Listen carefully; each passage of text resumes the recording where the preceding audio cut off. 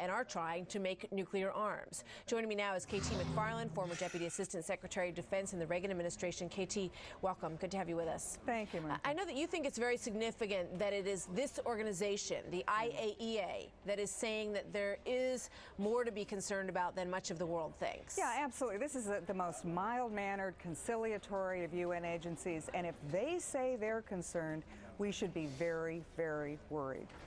So tell me a little bit about, we all go back to the NIE, the National Intelligence Estimate, a while back, which really stunned a lot of people when it came out and said that they believed that a weapons program had been halted in terms of a nuclear program in Iran. How do you think that was, so off track, given what we seem to know now?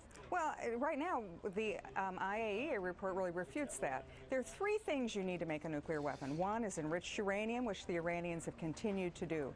Number two is missiles to deliver a bomb. They've continued with that. The third is the blueprint, or the technology to put it all together.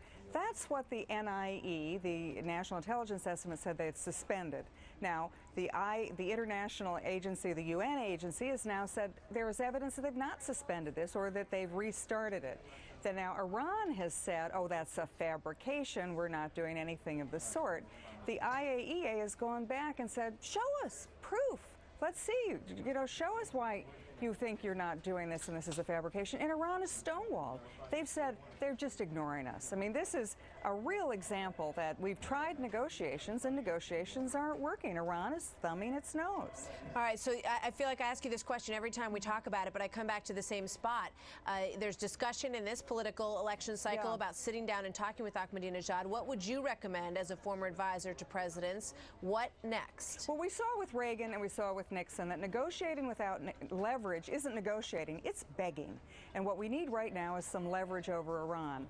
The worst thing we could do is walk out of Iraq, where we're now turning the corner, and we have some leverage as a result of that. What we need to do is work with our allies, as Senator McCain just talked about, to try to get them to pressure Iran. And we need to squeeze Iran financially in the world community, and we need to stop investing in Iran. Right, and as you point out, the young people in the country might be one of the best hopes for, some sort of negotiation dealing with them, because they seem to want some change. And the Iranian youth population is pro-West. It's anti-Iranian. All right, so that's one glimmer of hope in the situation. KT, stick around. We're going to talk to you in just a minute from now. Thanks, Martha.